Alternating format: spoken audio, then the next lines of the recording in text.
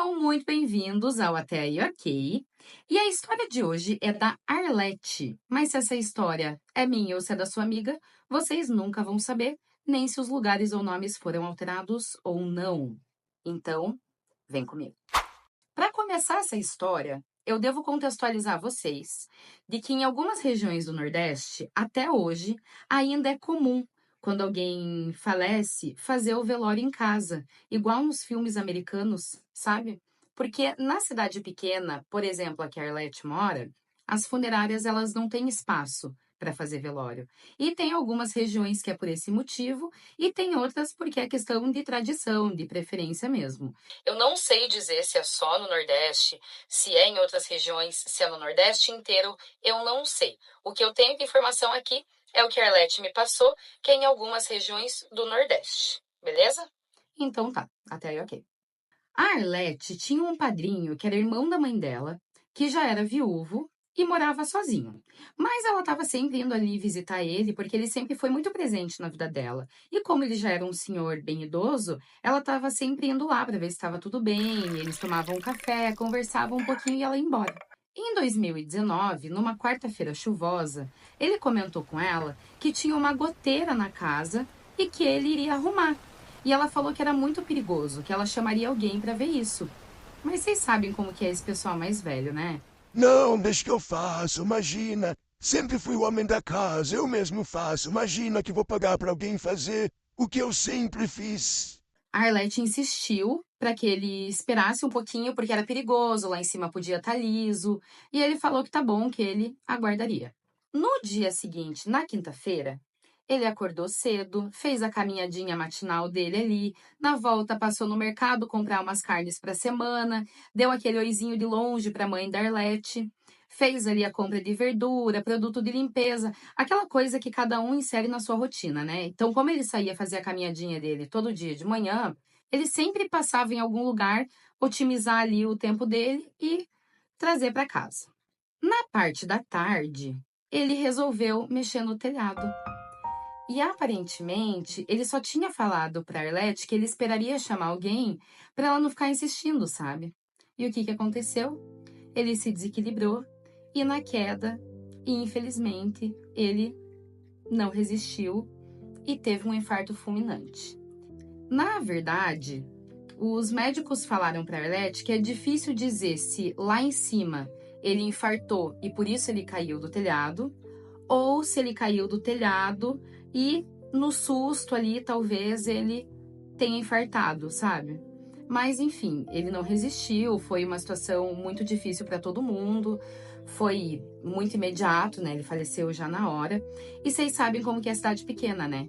Antes de qualquer socorro chegar, já estava cheio de gente em volta, cheio de curioso ali. Gente querendo ajudar, que mais atrapalha do que colabora, porque quando a equipe de resgate ali chegou, né, a ambulância, foi aquele caos para conseguir chegar no senhor, que a gente vai chamar aqui de, sei lá, seu Dirceu, tá?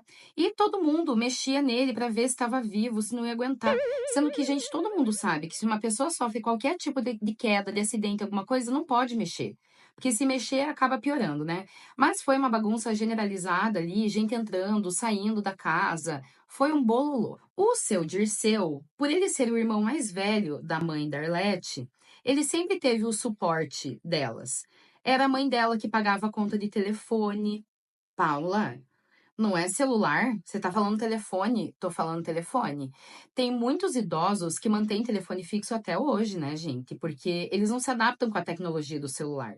Para você saber se ele tá bem, é só ligando para ele. E se o celular tá sempre desligado, se não sabe carregar, não sabe usar, eles ficam com o telefone que para eles é mais fácil de se adaptar. A mãe dela também pediu para que a diarista dela passasse a cuidar da casa do seu Dirceu também. Então, assim, ela dava todo o suporte para ele e os dois eram bem próximos, bem unidos. E o falecimento dele, tão repentino, foi um choque para todo mundo. Porque, ainda que bem idoso, ele era um homem forte, sabe? Sabe aqueles senhores que são bem bonzinhos, assim, que por mais que eles não sejam adeptos à tecnologia, eles nunca ficam doentes. Você não vê reclamando de dor. São aqueles senhores que você olha e fala, não, esse aí é forte, esse vai viver até os 150 anos, sabe? Então, por mais que ele não gostasse da tecnologia, ele usava um notebook que a Arlete deu E ele passava o dia todo jogando paciência, fricel, sabe, bem coisa de senhorzinho. Aqui só um parênteses bem aleatório. A minha avó, ela faleceu em 2016 e ela anotava ela tinha um caderno onde ela anotava todos os jogos de fricel. A galera que é mais nova nem vai saber o que é fricel, mas a galera aí que é 30 a mais já sabe que são aqueles jogos que vinham direto no computador. Então ela tinha o jogo 1, 2, 3 até o último. E ela sempre anotava os que ela não conseguia. Então ela tinha um caderno com todos os jogos dela pra ela não se perder. E outro anotado no verso, sei lá, não lembro, os jogos que ela não tinha conseguido, para que ela fosse tentando e conforme ela ia conseguindo, ela ia riscando. Então acho que é coisa de senhorzinho mesmo, de avozinho, né? Jogar paciência e fricel. Então ele era realmente um senhorzinho muito bonzinho, né? Mas um pouquinho teimoso. E naquele dia, eles já agilizaram toda a questão burocrática da documentação, né? Que eu acho que é uma parte muito dolorida, porque você tá sofrendo e você, por mais que você esteja sofrendo, você tem que correr atrás. Não tem opção, não tem quem resolva isso, né? E à noite chegou ali a hora do velório, e o velório ia ser na casa do seu Dirceu mesmo. E aquele entra e sai de gente, muita gente conhecida da família, alguns que eram amigos do seu Dirceu e vieram de outras cidades e bairros vizinhos que a família não conhecia, mas estavam ali por ele. No dia seguinte, o velório ainda foi até o final do dia, então era aquele entra e sai durante o dia, durante a tarde, durante a noite, durante a madrugada. E algumas senhoras que eram amigas da mãe da Arlete, aqui eu vou colocar amigas entre aspas, elas chamaram a Arlete no canto e perguntaram se elas podiam ficar com o ventilador, com o jogo de lençóis e com um suporte de espelho que elas viram no banheiro que era do seu Dirceu. Você vai num velório e você pede os bens daquele cara que acabou de falecer. Gente, meu Deus! Aquilo incomodou muito a Arlete. Só que como ela estava aérea, ela estava totalmente sem reação, né? Então a pessoa já está tão abalada ali que não consegue pensar em outra coisa, né? É só falar, vai, leva, pode levar. Até porque Deus o livre ela discutir com alguém ali no velório. Passou a sexta-feira, depois do velório, veio o enterro, e aquele momento que é muito difícil para a família, né? A mãe da Arlete, quando todo mundo saiu de lá, eles trancaram a casa, a mãe da Arlete que trancou a casa do irmão dela e ficou com a chave para depois ela voltar a buscar as coisas dele e organizar. Porque eu acho que uma das piores partes, assim, das partes mais difíceis ali de um luto, é você precisar mexer nas coisas de uma pessoa que você amava muito. Eu acho que essa é uma das piores coisas que tem, porque você começa a sentir o cheiro da pessoa ali, sabe? Então, não vou nem entrar em muitos detalhes aqui, mas eu acho que essa é a parte mais difícil. Só que a vida precisa continuar, né? Para as outras pessoas que não conheciam o seu Dirceu, era um dia como qualquer outro. Então, todo mundo tem que se alimentar, cuidar da casa, do trabalho. E a mãe da Arlete foi na casa do seu Dirceu para pegar umas compras que ele tinha feito na quinta-feira de manhã, para não estragar. Porque lembra que quando ele estava voltando do mercadinho, depois da caminhada matinal dele, ele deu um oizinho para ela ali? Então, ela já sabia a rotina dele, sabia que ele tinha comprado provavelmente carne, frutas, verduras. Só que quando ela abriu a geladeira, cadê? Não tinha nada de carne e fruta ali. Ela olhou no freezer, nada. Ela achou muito estranho, porque ela conhecia a rotina do irmão dela, né? Mas tudo bem, às vezes ele comprou pouca coisa e comeu, né? Então ela levou as coisas que eram perecíveis, que estavam na geladeira, manteiga, iogurte, essas coisas que a gente tem, meio limão e um super bonder. Beleza. Passado ali um mês, ela já estava se recuperando um pouco, né, daquele luto, e ela já estava preparada para voltar a mexer nas coisas dele. Quer dizer, preparado, eu acho que a gente nunca tá. Mas ela estava se sentindo fortalecida já para isso, sabe? E ela voltou na casa para pegar o restante das coisas pessoais dele, para desocupar a casa e colocar para venda, para alugar, enfim, para fazer o que fosse necessário com a casa. Só que quando ela chegou no quarto dele e ela abriu o armário dele estava quase vazio. Não tinha perfume que ele tinha, não tinha os relógios dele. Sabe aqueles relógios antigos que as pessoas os senhores, assim, mais velhos, né? Eles têm que... Eu não sei dizer se é de ouro ou não, mas são dourados que brilham, que, meu Deus, porque antigamente era muito valorizado, né? Não tinha tanta pirataria igual hoje, assim. Então ele tinha ali a coleção dele de relógios e cadê? As roupas dele só tinha ali pijama e que eram os mais surrados ainda, cueca, essas coisas. Ela ficou estática tentando entender o que tinha acontecido. E aí ela foi na sala. Nos armários da sala também tinha sumido um monte de coisa. Gaita de boca, que ele tocava, o meu avô tocava muita gaita de boca, eu me lembro. Prendedor de gravata, aqueles super chiquetérrimos que eles usavam. Um monte de livro que ele tinha, jogo de toalha, jogo de louça, notebook. Sumiu tudo. Tudo.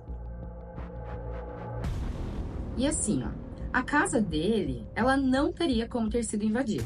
Primeiro, porque só ela tinha chave. Ela tinha a chave que era dela e que era do irmão dela, do falecido.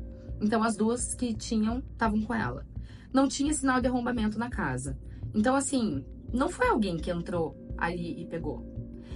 E quando ela deu falta desse tanto de coisa, ela pensou, falou, não, não é possível.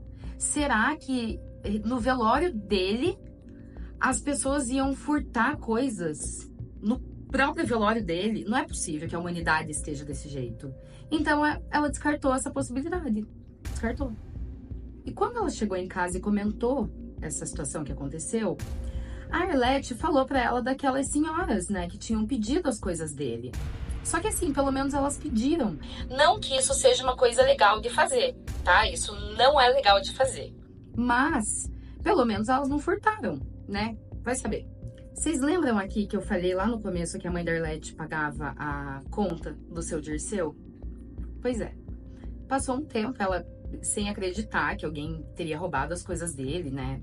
Será que ele se desfez antes de morrer, alguma coisa assim? Quando chegou a conta de telefone, foi quando ela teve certeza que tinham furtado as coisas dele. Porque assim, ó, o valor que vinha na conta dele era ridículo. Era tipo 15 reais, sabe?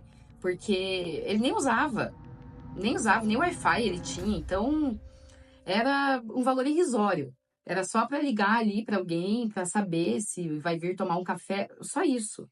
A conta veio quase 300 reais. Só que veio tudo de ligação para outras cidades, tudo interurbano. E que dia que foi isso? No dia do velório. Gente, eles não viram ninguém usando o telefone. Mas também assim, né? Quem quer ter cabeça para ficar cuidando disso? Quem que imagina que alguém ia usar o telefone fixo para ligar, né, numa era onde existe o aplicativo de conversas diárias de graça, onde você só precisa ter um Wi-Fi. Não precisa nem ser você que paga o Wi-Fi. Quem que vai fazer isso? Você consegue se comunicar com o mundo inteiro. Por que que alguém vai gastar uma ligação para outras cidades? Então, assim, era cidade que elas nem conheciam. Então, para elas não valia a pena ligar de volta no número e ver quem que era, porque não ia adiantar, não iam descobrir quem que era. E mesmo que descobrissem, ia fazer o quê? Sabe, as pessoas que eram da família, que estavam ali por ele, pessoas que elas conheciam, não iam fazer um negócio desse, né? Porque para usar telefone fixo tem que ser alguém muito idosinho, né? Alguém muito mais velho, ou então lugar comercial, e acho que até lugar comercial, né? Porque hoje em dia que você consegue ter celular com um número de telefone fixo também, né? Os 325 não sei das quantas aí, ninguém mais nem fixo tem, mas um ou outro deve ter. E é isso. Não tinha muito o que fazer. Eles tiveram que pagar essa conta, né? Não ia ficar com o nome sujo. E deduziram que foi isso. Furtaram a casa do seu Dirceu no próprio velório dele. Olha, eu sinto muito, muito, muito que a família da Arlete tenha passado por isso. Eu acredito muito forte, assim, que a vida ela é muito justa com essas pessoas, sabe? A vida, ela devolve exatamente o que essas pessoas merecem, tanto as pessoas boas quanto as pessoas ruins. E a gente paga aqui, eu acredito, né? Tudo que a gente faz.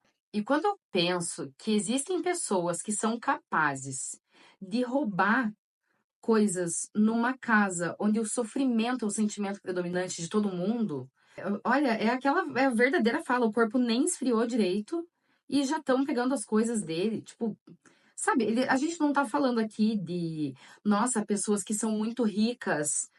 Também não tô falando que pessoas ricas em casa de rico, ok, fazer isso, não é isso que eu tô falando. Mas tô dizendo assim que se fossem coisas muito valiosas, sabe? Se fosse, nossa, e ouro, e diamantes, mas um jogo de toalha, sabe? Um jogo de lençol, roupa, toquinha dele, cirola.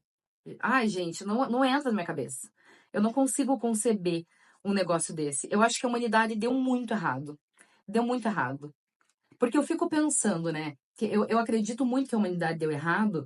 Porque, por exemplo, o golpista. Gente, eles são inteligentíssimos. Eles são inteligentíssimos. Eu já caí num golpe e eu falo pra vocês.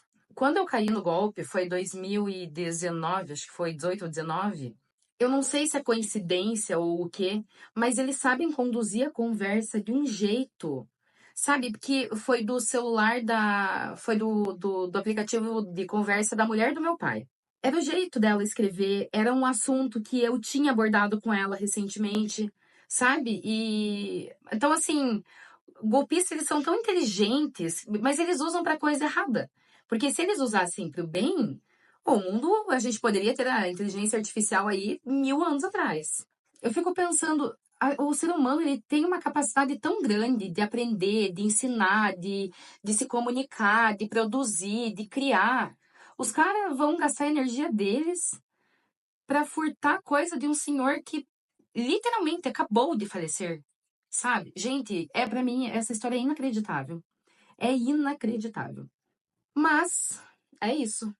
Essa é a história que, olha, puxada, viu? Puxado. Eu espero que vocês tenham gostado dessa história. Não gostado no sentido de achar uma história, nossa, que legal, mas tenham ficado entretidos, né? Porque eu sempre conto umas histórias trágicas aqui e no final, espero que vocês tenham gostado. Não, né? No sentido de foi uma história boa. Então, comentem aqui o que vocês acharam. Mandem a história de vocês pro atéaiok.podcast@gmail.com. Me siga no Instagram, atéaiok.podcast. E vejo vocês no próximo episódio. Tchau, tchau!